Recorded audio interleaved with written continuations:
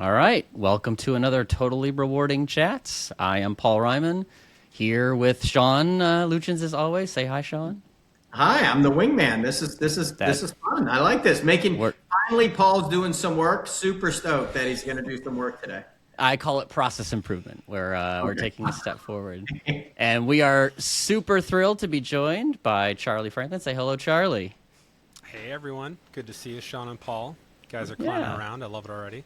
That we don't know how to take too much seriously. So I think the world knows Charlie, but just in case we have listeners who don't know Charlie, we're going to have you do sort of your own introduction. So tell us about Charlie Franklin. Yeah, thank you. I'm Charlie Franklin. I'm co-founder and CEO at Compa. I spent the first 10 years of my career in compensation and left Workday in 2020 to go found Compa. And we build real-time data analysis and decision support technology for enterprise compensation teams. You did it without saying AI. Like, just let's break the joke right now for everybody. Like, you introduced Compa without saying AI. I So did the that on question I purpose. The question I have though is how did you get into comp? Because that has come up a bunch. How did you get into compensation? Like everyone else, I fell into it. I was looking, well, in the fall of 2009, my senior year at college, my counselor said, you should probably find a job because you have student loans. And I said, I don't know what I want to do. He said, why don't you look at consulting? And so I looked around at consulting, but the economy was in a recession and it was slim pickings. And I had a friend who ended up becoming my Compa co-founder who said, there's this thing called HR consulting. You should tell them you like compensation. Trust me, they're desperate for people for sort of a counter-cyclical reason. It's really fascinating. So I said, okay, and ended up starting my career at Mercer and learning what compensation is. My education was in economics, and I've come to love compensation because of its economic bent. It's a study of how people respond to incentives, how those incentives can drive decisions and outcomes for the company. And for me, as a young person building my career, I found myself in my 20s sitting in the boardrooms of Fortune 500 companies with a piece of paper in front of me and my mouth was moving. I was like, what is this wormhole I have transported through where I get to understand how companies work? And so I've really come to fall in love with the domain and built my career around it since then. Which office did you start at in Mercer? I was at 155 North Wacker in Chicago. Okay. Where I'd Well, hang out that's- on the 15th floor. That's right.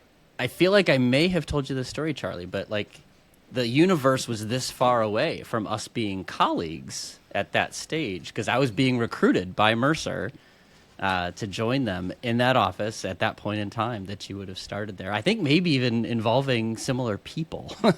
I'm sure. Because Bob Melandrucolo was one of the people I interviewed with, and I know that's a connection. So, like what a wild connection. world that would have been. That's crazy. So 2009 was my last year with Mercer working for the comp and ben benchmark team. So it was up in Chicago a lot actually. So that is so yeah.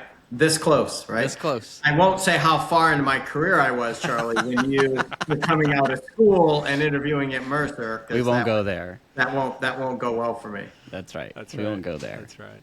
All right. Well, we'll come back to sort of more of that story. But first, a little bit of a speed round. So just 5 quick questions, quick answers from you, although we can't help but heckle you if they're not the right answer. First, coffee or tea? Coffee with cream. Are you a coffee snob or like anything with caffeine and it's good enough for me?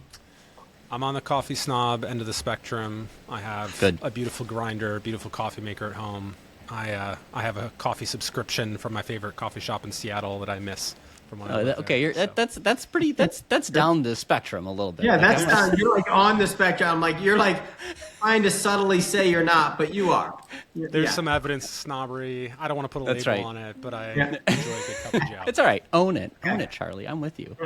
I'm going to jump to the one that we always ask: a weekend away, or you have a chance for a weekend away. Are you camping in the woods, or are you resorting it, or somewhere posh?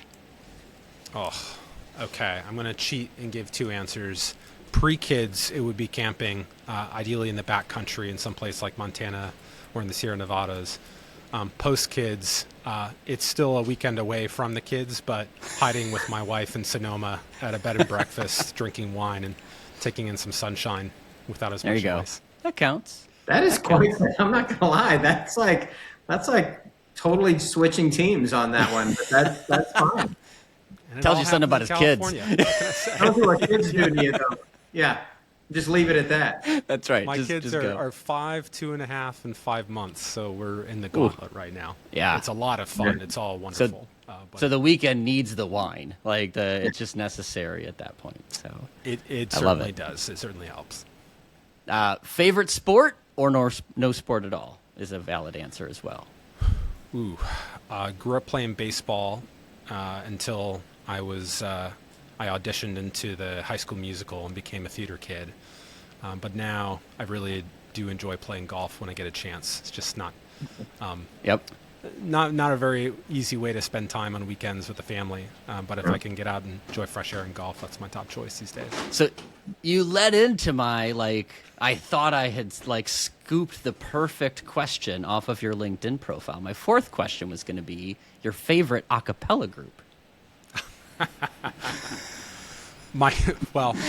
I'll tell a brief side story. So I was in a cappella in college. Thank you for that question.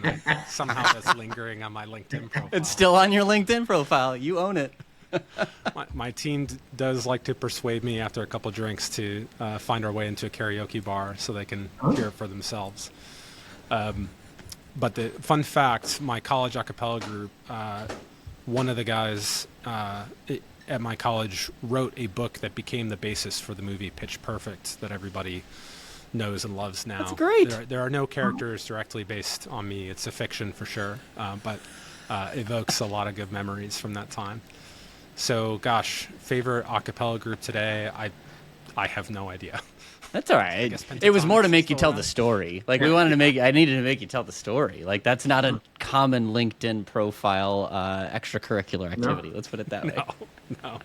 It was a lot of fun. I was music director my senior year, and we got to hang out with a handful of celebrities and sing at the MLB All-Star game and do fun things like that. It was a great experience. Look at that. I love it. And then last speed round question, chunky or creamy peanut butter? Creamy with no sugar added. Oh, a very specific form Very of creamy. specific. Okay. That sounds like that is a jar in the pantry Hold on. right now. So would you consider yourself a peanut butter snob? Definitely not a peanut butter snob. Okay. I didn't know if you had your own grinder. Like we were going to go down and right next to the coffee grinder was the peanut grinder. Okay. Just didn't know if we go down that rabbit hole. Having grown up in the Chicago suburbs, I had canned green beans and canned frozen orange juice, and now having lived out west for a decade plus, I have come to appreciate some of the values out here, like organic peanut butter. So there it is, becoming All right. Californian. I love it. So let's zoom ourselves to the summer of 2020, which is a point in time that most humans don't want to zoom back to, just to put it out there. What gives you the crazy idea to start a company at the height of a pandemic? So Compa formed, circa summer of 2020. So give us the founding story. Why then, and why Compa? That was a wild year and a bad year for many people.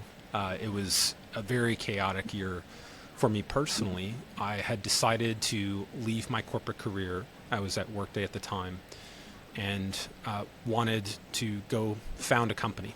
But I said, well, someday I actually want to take a break with my wife and gallivant around Europe for a couple of years. And so I got into London Business School and was all set to go pursue my MBA and live in London. And right after I put in my resignation at Workday around February of 2020, COVID hit. And it was one of those things where it looked like it might still be okay for a while. I paid my first semester tuition, never got that back. But in the meantime, the school made a scholarship application available to admits where you pitch a startup idea. And I was going to school with the intention of starting a company someday. So I started to work on the scholarship application.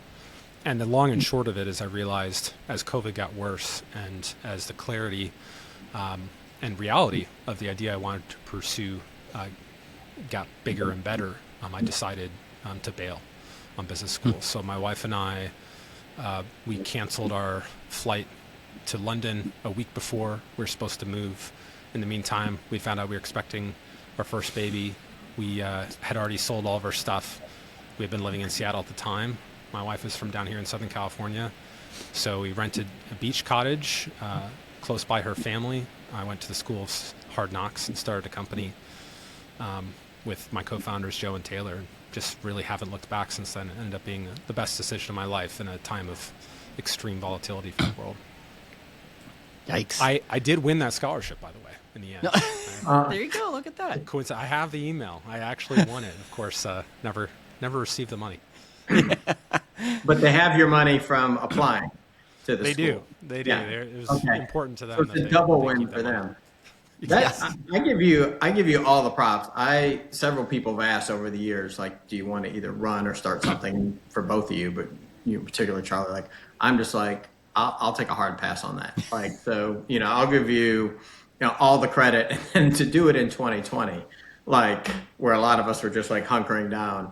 I think it's amazing to see what's happened and how you come out of it. But I mean, part of it, I think, is just, it's such a good premise that the premise can kind of survive. I mean, it's kind of an interesting time to incubate it, because if the idea wasn't good, it wouldn't have made it past there. So I think it is super cool though to watch.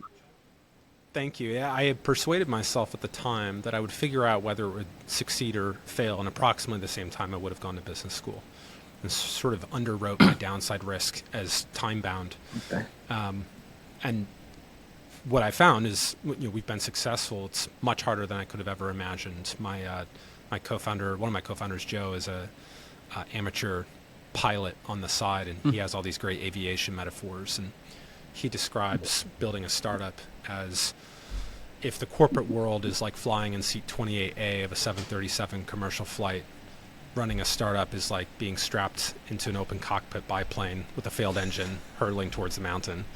And you have to get it to start before it crashes. So you're both more dead and more alive at the same time. And that's definitely the most on-the-nose metaphor I've ever heard. It's exhilarating, it's terrifying, and ultimately I'm doing this to fulfill my potential and change the industry.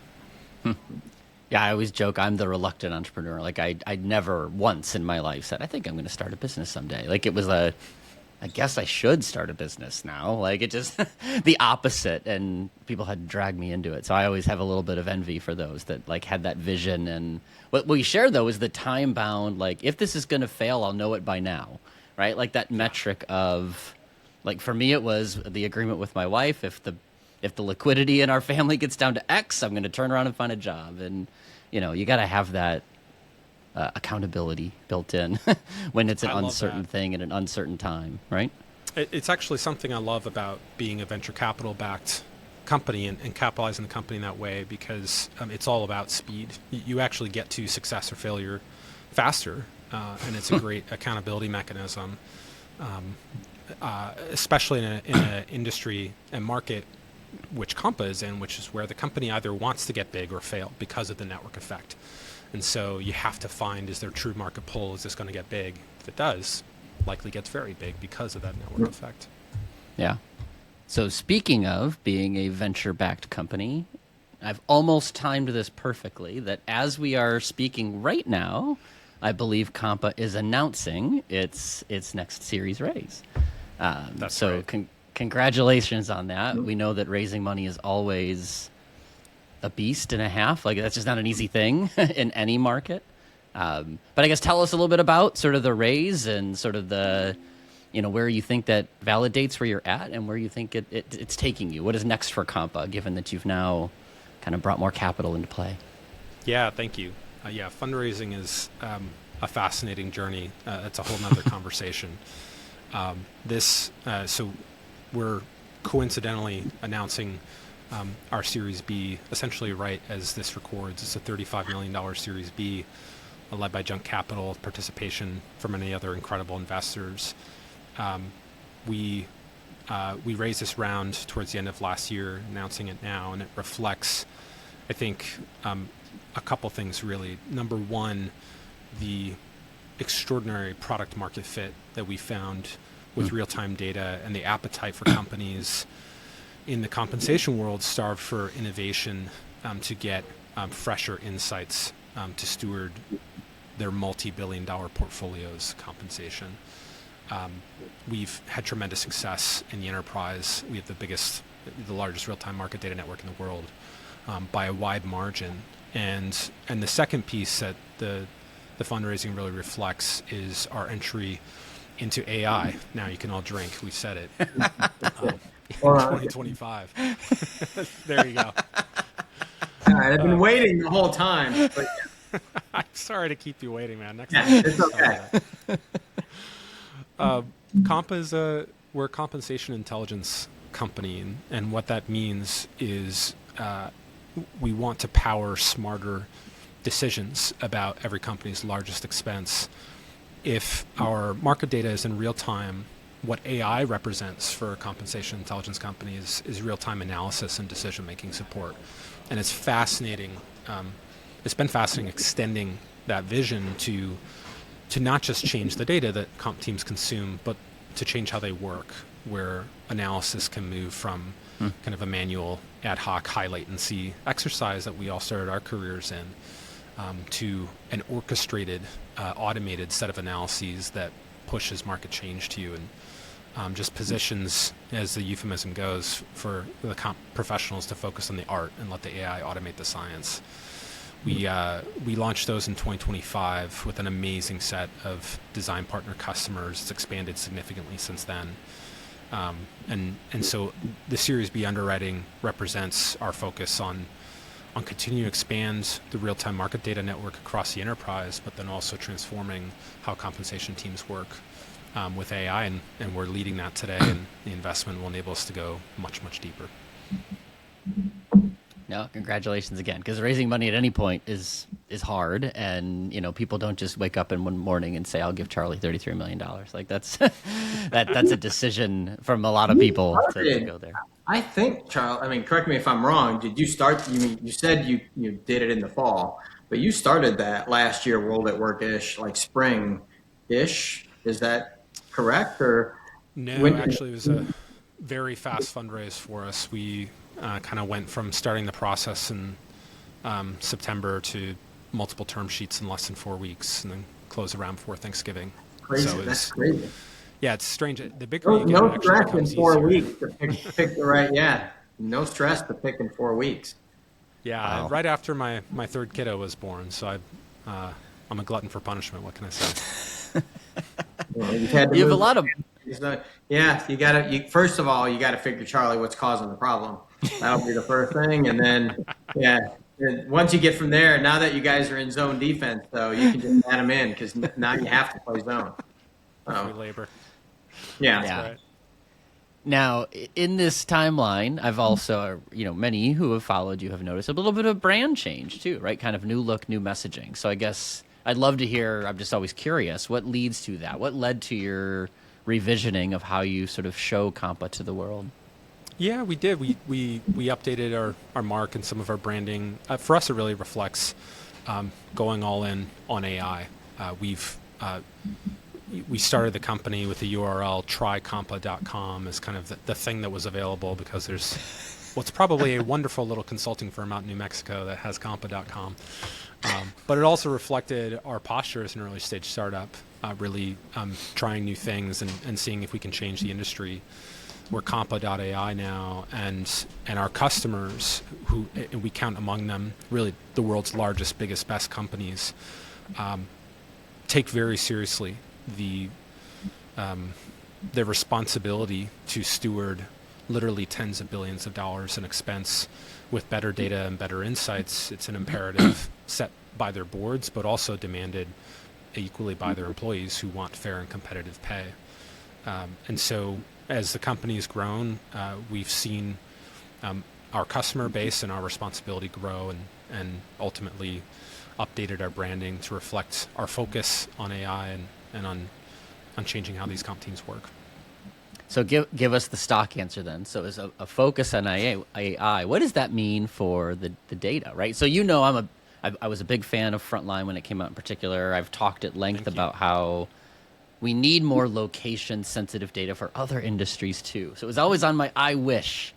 So does this mean so, you give us the stock answer, but like, does this mean less emphasis on data? Does this mean new money goes towards AI, maintain data? But what should the market expect around the data footprint, given that you're all in on AI? They should expect a rapidly increasing data network. And over the past 12 months, our data network has grown over 8x. It's exploded.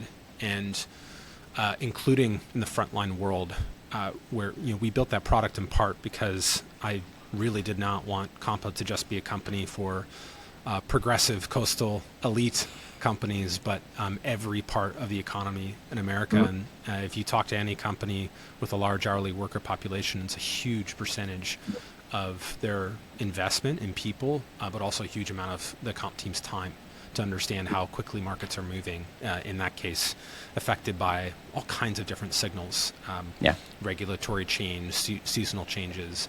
One of our customers told us that the hardest market to hire frontline talent right now is Bozeman, Montana. And you'd never guess it, right? But it comes down to the zip code, how fast things can change. Yeah. What's fascinating about real-time data is it's like the transition from radio to television, where it takes some time for the profundity of the medium change to set in. When they first started rolling the cameras on the radio shows, you just have a host stand in front of a microphone reading the news with the camera pointed at them. They hadn't really understood what it meant yet. It was only over time that you realize if we are filming, we can move do movies and every other form factor. Exactly. Yeah. Exactly. I've always thought about how we practice comp is largely constrained by two things. One, the fidelity of the underlying data, getting to a level of precision that separates signal from noise. And then two, the administrative constraint of applying that data to the tens of thousands of decisions that companies make every year. As real-time data has expanded, companies are starting to rethink how data plays in to their comp strategy and the actual on-the-ground decisions that they make. And that's really how I think about AI, is the implication, the set of use cases that now become possible because your data is connected. And in software, you can change how you think about, an annual legacy process like benchmarking to continuous, or your relationship to the business. When an SVP complains that their people are underpaid, you don't have to get back to them in 5 or 6 weeks. You could do a market analysis in the 5 minutes walking into your meeting from your phone. It's just a complete rethink of how the work gets done. And so I view them as a cycle, and companies move up this maturity curve where they start by kind of dipping a toe and saying, do I want to try a source of data that's additional to the traditional surveys and see if I can get some value? But we see them progress up the maturity curve as the reality sets in that I can start to change how I work in terms of who I hire, what analysts do, and how decision makers actually put those decisions out into the wild. I think the frontline stuff, Charlie, to me is some of the coolest stuff you've done. And I say that because, in that space in particular, the where do I get talent and where do they go, right, isn't as industry specific. It's the zip code in Bozeman or the 2 zip codes, 3 zip codes around. And so the talent pool is much more fluid. And so there was a really difficult way. It was really almost impossible for them to say, how do I get talent? I'm in retail, but it's not just retail, it's everywhere. And so I think the frontline thing allows them to start and look and say, well, actually, I can get talent from numerous places, and how are those talent pools, and what is my real talent pool? That part, I think, is one of the coolest things that you guys are bringing to the table around there. Thank you. And it's been very fascinating for me because I built my career in compensation focused on knowledge worker pay, where I would characterize the vector of precision that compensation teams seek is like job specificity. In the frontline world, it's much different. It's the vector of precision is location, where you could have the same retailer with a store 3 miles apart being completely different talent markets because of the other stores nearby. One of our customers, very well-known coffee company, I asked them, who's your peer group? And they said, well, walk out of one of our stores and look across the parking lot. Yeah. Every single one of them is a talent competitor. It's a super massive, highly fungible talent market. The same person in a single year could be a concierge, could be a barista, could be a cashier. Yep. Yeah. And it makes the boundaries of competition highly location-based. And and go far beyond just sort of the hourly start rate that you see on a job posting. There's a lot of other detail that goes into that, whether you get a bridge toll pass or whether you get tuition reimbursement. I mean, well, that's legit, right? Like benefits at that level, right? Like how do you start to grab those? Because, as you go up, I guess you want to call it knowledge worker, you move up far enough, right? That becomes less of an issue. But when you're at the, 10 to 15, $20 an hour and your premium changes, that's legit, that's a legit change to your pay at the end of the day. And so, you're right. I mean, that market is so fungible with how they go. And I do a lot with manufacturers, which obviously is not retail, but same problem, right? Like if 100%. I can find a cleaner, safer, less in the elements job that pays me the same even, I'm going to take that job, right? If I can get that job. So like we've seen that and that's too. all, I'm not going to drive 30 minutes to do that. If it's next door, I'm going to do it, right? So it's all about location. It's not necessarily even skill-based at that point. It's more about like just ability to work. And location 100%. Access matters a ton. Well, and the delta for change, right? The delta for change on there, $1 an hour, a couple $1,000, we move up the knowledge worker. There's other things at play. $1 an hour, that's a legit difference in potential lifestyle or putting food on the table. It's a lot. Yeah, and I certainly agree. And I just make the case. It's, I've always thought it's strange with the traditional approach to market data to think that the market only moves once a year. In the retail world and frontline world, let's take sort of the manufacturing side. If you have let's say you manufacture pharmaceuticals and you have a large e-commerce company build and open a fulfillment center within 20 miles, Never your happens. town market is now completely defined by that fulfillment center, and it can happen in the course of a quarter. And you can't just age forward data to go solve that problem. Well, and a good turnover is 40%, right? Yeah. Like in the box store world, like you're a winner is at 40%, right? So like 100% is not out of the norm. So doing it once a year, or on anniversary, like what are the percentage they make it to the anniversary date? So I think it's a legit problem. I think the other thing with, you mentioned, if the distribution center shows up down the road, it actually could be a blip that never shows up in the survey, as crazy as that sounds. And I've observed this because we've had clients where it literally happens that way because they only hire so many people, right? Like it's not like they're hiring the whole town. They are hiring a few thousand people. But then that hiring stops, right? So you get like these temporary, and when I say temporary, it's 9 months, but temporary swings that kind of ebb and flow, and the survey cycle will just miss it. Like it can happen. It's odd, but it can happen. And even worse, the compensation team misses it. And this is maybe the most important thing for me of all.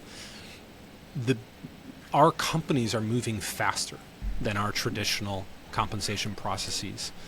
What that means is if you don't have the data and the analysis in time, you're just not part of the conversation. The business will move on without you. And then you end up playing all the whack-a-mole problems down the road. Why do we have pay inequities? Why do we have high attrition? Why are we overspending? It's like, well, you're doing everything retroactively. You're a crash site investigator wondering why the plane crashed instead of looking at the instruments on the panel while it's in the air. Is that from your co-founder as well? Yeah. Just stockpiling analogies. Well, I think we should have invited Joe to the conversation. Yeah, 100%. Just have you seen companies be able to take? Now you're at the cutting edge of the data and everything else. Have you been able to see them operationalize that and actually like make the leap and be able to communicate why to management this is better, et cetera? Or have you seen that lagging versus where you're at? We've seen kind of both ends of the spectrum. I think the big change the best companies are doing with our data and our agents, how would I put it? Instead of an analyst incorporating data into like a once a year process to update your ranges, you can still do that, of course, and most of our customers do. The big behavior change is the comp partners, the ones who are actually interfacing with the business, are leveraging data in real time on the spot. Because especially in my view with the offer data that Compa provides, you're speaking the language of the business. If you have a disgruntled executive wondering why you have a retention problem on your team, and you start talking about the 63rd percentile of so-and-so survey, their eyes glaze over because they're like, you're not listening to me. If you go in there and say, well, here's what's happened in the past 120 days, the direction of the trend line, supporting metadata, and how we're performing against it, it's a totally different conversation. That's what we see really come to life, is not just examining your historical slow processes like an annual benchmark review, but bringing intelligence out into the actual business, applying it to day-to-day decisions. It's a really, I think it's a better way to practice comp. When I was in that role, I was always, I was a police person, or I was sort of dancing around like, gosh, I don't know if the survey data I got was any good. I'm going to have to go back and blend something. It's like, what's really going on? It scratches that itch. So being all in on an AI, right? There's a few different, I think, AI use cases that you're building around, at least that I see from your public. I'd love to just talk a little bit more about the problem that they solve, and not necessarily the product. You could sell that when people reach out to you. I think it's more the, like, why is AI right there? Like, why is that the place to lean in? Just because I think a lot of comp people are still looking for, like, where do I really put this to work? And you're putting it to work. So if we could start with the analyst side, right, which I think is my view, but please give me your spin on this. That's like just getting to insight faster. That is like, why is a human trying to find these trends when we can make the robot find these trends? But I guess describe the analyst use case the way that you would describe, like that being an application for AI. Yeah, so we have an agent we call analyst, whose responsibility is to surface insights faster and differently than we're used to working. Faster is to say, I can complete a market competitiveness analysis in 10 minutes instead of several hours or weeks, with multiple sources of data, Compa's data included, and others. So there's just sort of a direct compare, massive productivity boost. Mm-hmm. What I think is far more exciting than that, based on my experience in comp, is you can get to those insights much differently. So if you think about, if you have a comp person working on analysis, you could ask, why are they doing this? Where did this come from? And 9 out of 10, maybe 10 out of 10 times, it originates somewhere in the business. You're fundamentally reactive. Somebody somewhere said, we need to go look at this, and it's kind of already too late. It's your HR business partner, it's an executive, it's a recruiter, or somebody's complaining. Sure. The opportunity, I think, that agentic AI represents, expressed for Compa through our analyst agent, is to completely flip the script. The risk detection and market change originates from the technology itself, which is continuously scanning what is happening out in the market. And then the flow is totally reversed too. So then you only look at analysis when it detects that there's a problem. It's not just showing you some data, it's completed the analysis for you and provided some implications you might go look at, like what would be cost to go remediate, and positions you to go summarize that, which you can use the agent for as well, and have a thoughtful, proactive, strategic conversation with the business. That is what gets me most excited about analysts. Yes, for sure, you can get to insights faster, but I think their big change is that they come from the comp team using its technology instead of the business, wondering why comp is so far behind. Yeah. I remember trying to build, it wasn't AI, and I wouldn't have even described it as AI. It was really just like reports. But I know, like, looking at changes, right? Hey, we've all used big survey companies that everybody knows for tech, right? And every quarter, I would do the what's changed view proactively. 90% of it was false negatives, though, I guess, it was just noise, right? Like, so I guess talk about how AI is a way to get beyond that, right? Because if it's just a signal for noise, it's not helpful, right? Then it's just an amplifier for bad data. So I guess talk a little about the data quality problem that shows up in comp benchmarking, and how does AI make that better? Yeah, I think so.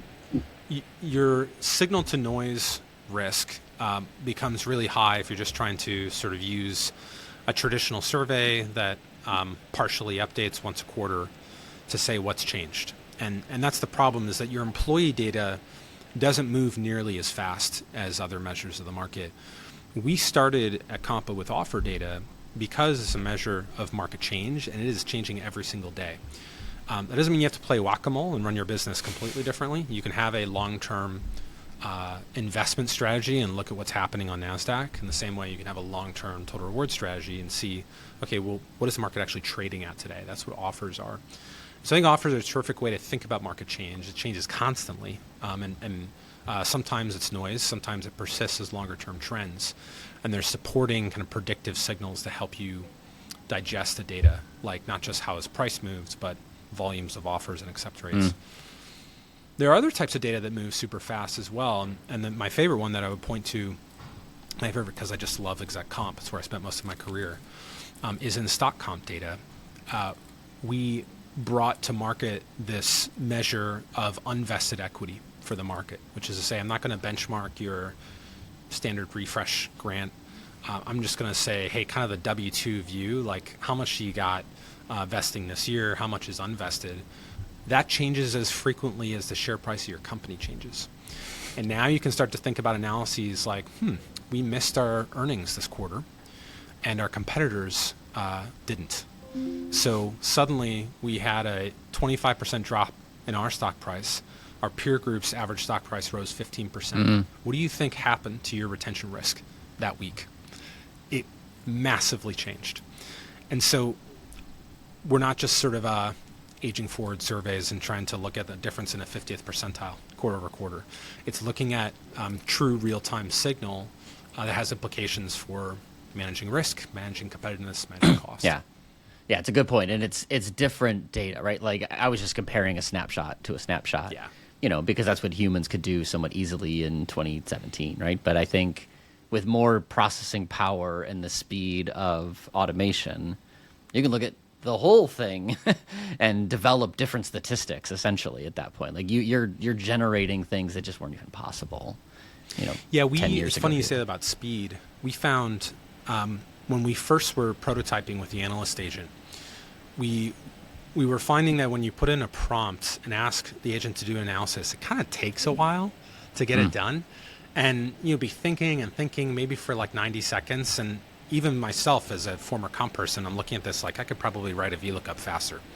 And so that's not a good experience. You're also constraining the analytical capacity of the agent by trying to hit a very short performance window. So ironically, we sort of flipped it on its head and said, well, what if it just did this analysis all the time in the background, like over the weekend? And what if instead of constraining it to think for 90 seconds, we let it think for 15 minutes? How much better could it be? And so now the speed is you can log in and say, oh, something's changed. That's interesting, and already has the analysis done for me. So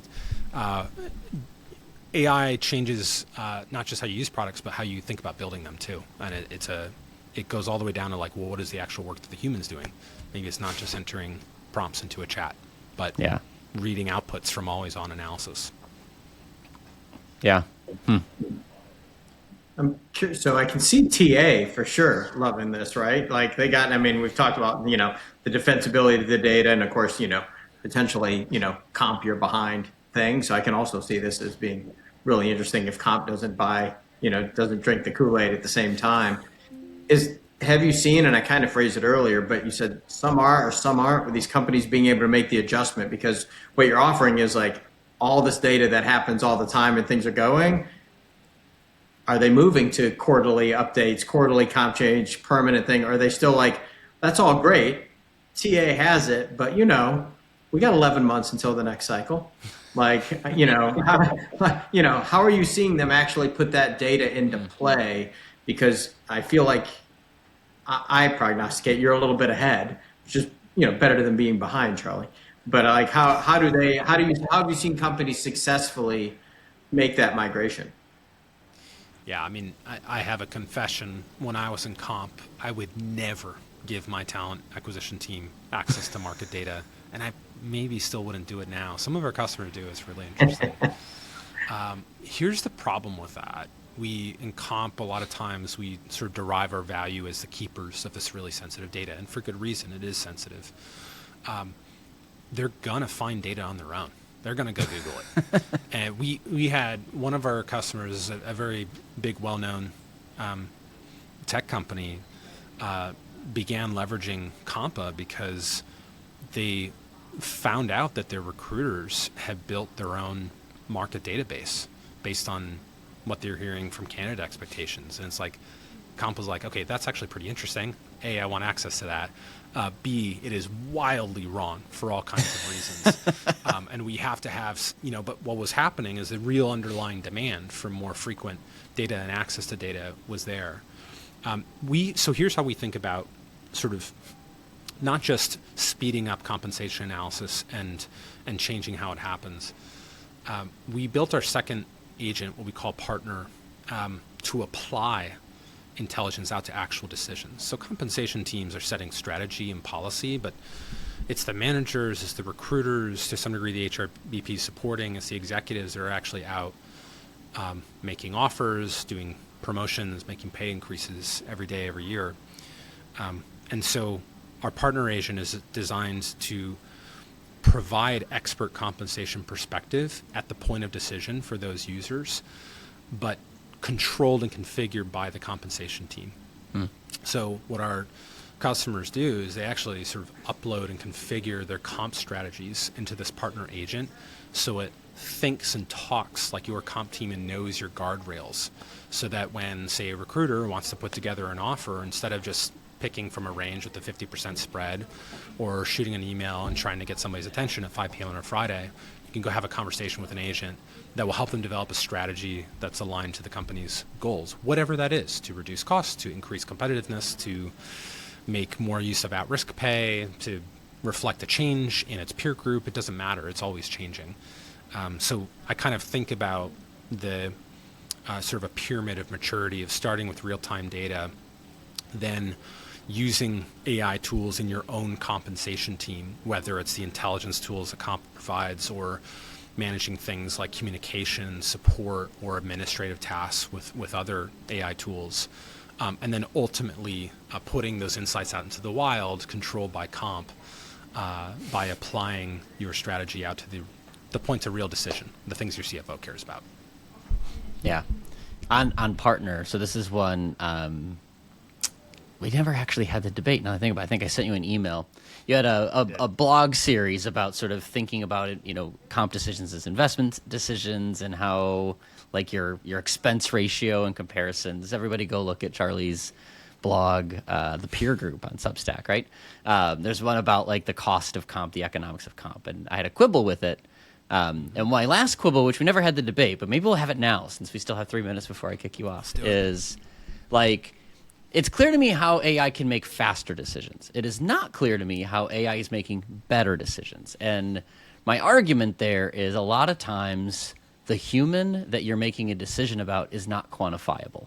I won't try to do Sean's normal quip here, but it's basically something to the line of like humans are incredibly predictable, but at the same time, like impossible to predict, right? Like every human's a little bit different.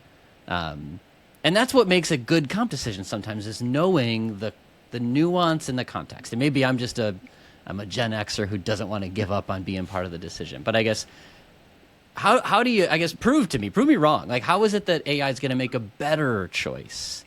Not just, I know how it's faster than I can be, but how is it going to be better? How is an AI informed decision a better decision? It's a great question. And I will answer it by fundamentally rejecting the proposition that you've laid out, which is I don't think that AI should be making compensation decisions. I think the human should. And boundary strategy is really important here, not just for ethical reasons, which we could spend a whole hour on, but for the exact reason you're laying out. It's the old euphemism, part art, part science. The art part's not going anywhere. My view, if I really distill this down, is the AI makes the science way smarter. It automates it for you, and that positions the human to practice better art. So I view boundary strategy as critical here. I read a book called Prediction Machines when I was at Workday. The CEO suggested everyone read it. It gave an example of a company that used AI to detect cancer in MRI images. And it had a lot of problems with it because it was trying to tell you whether there was cancer or not, and basically overtake the diagnosis responsibility of the doctor. they figured out, they pulled back the boundary of the technology. It actually did less to say, here's the percent chances that there's cancer in this image. Instead of delivering it to the patient, they deliver it to the doctor. So what happened? The doctor had much better information available to render a human judgment on a diagnosis. And it put AI, I think, where it belongs, which is supporting decision making. I'd make the exact same case for comp, fortunately not life or death, to say the individual circumstances, as much as we try to quantify them, we're never going to get all the pieces that we need. But what the AI can do is far better equip us to eliminate the types of discretion that are unfair or misaligned to our strategy or unaffordable, and provide just-in-time context to make a better human decision. That's my case that I'd make to you. How's that? I mean, no. In addition to a theater nerd, you were probably a debate nerd too. Like you did a great job of reframing that. I mean, you answered it. I'm not saying you dodged the question. Don't take it the wrong way. But I think rejecting the premise is sort of the first thing they teach you when you're on the negative in debate class. But I totally dig that, because the way I usually phrase it, Charlie, is humans are highly statistically predictable, but individually amazingly unique. Yeah, that was it. I think you're. I will probably plagiarize into that somewhere, the boundary strategy of how far do you let them be unique is actually a really interesting piece there. And then the predictive piece I think is cool too in the boundary strategy, right? So saying, instead of being reactive to the human individuality, you're like predictively going out and saying, well, in this case it's true. Paul's very unique in a situation. But in this case, and then analyze it and say, yeah, he actually is a snowflake.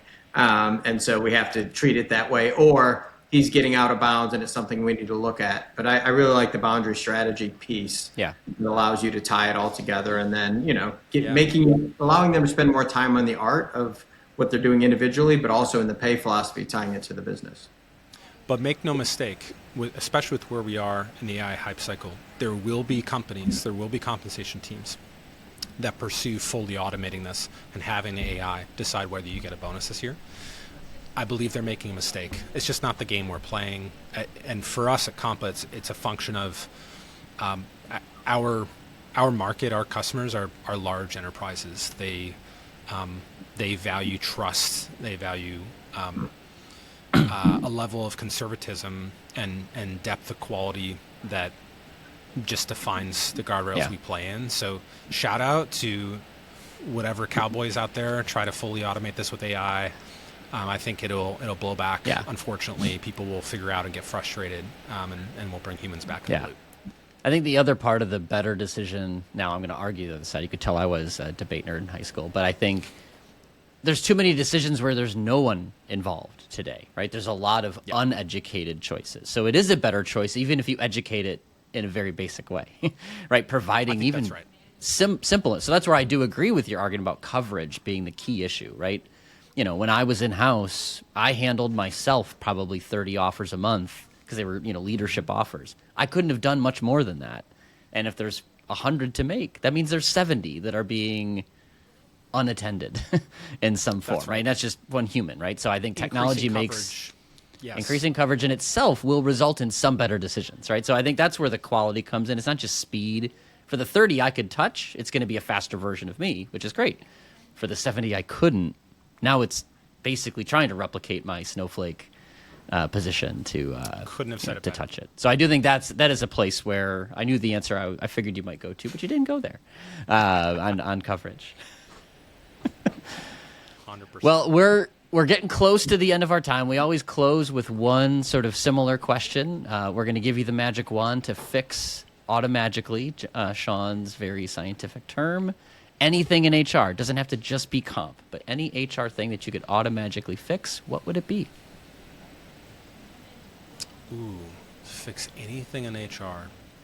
And you have to keep the humans. Like, you can't get rid of people. Like, that's like, you can't automate them all. That's not the answer. The magic wand does not make. We gave you a magic wand and said you can answer anything you want, and then Paul's but like, this not. Yeah. Oh, if I, it sounds so old school and simple, but I think it's going to be a forever problem throughout all of our careers. If I could just make excellent hiring go faster, that's what I want. I just want to do great hiring faster. That is my number one thing. And that's maybe a symptom of where we are as a company. We are growing as fast as we can hire people. So it's a little bit top of mind for me. But I can't believe what a pain it is to hire people, and it's 2026. Let's fix that. There you go. That's a good one. The magic wand can do that. I just wanted to make sure you didn't lean in so far to AI that, like, you know, all of a sudden the rest of us aren't here. So we appreciate No, definitely not. I think that, and at least in the world of compensation, we are small, mighty teams. If you're a CFO looking to reduce costs, there's not very many compensation people. There are other parts of the business that are, I think, more at risk. I see AI as expanding the analytical capacity and impact of comp teams more than shrinking them. Yeah, that's great.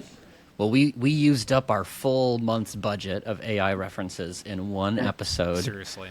We have to purge. Although, to be fair, we've been on sort of a pay transparency kick, Sean, the last few. So this is like, let's get back in the hype cycle a bit before we jump back out and probably talk more pay transparency. Right.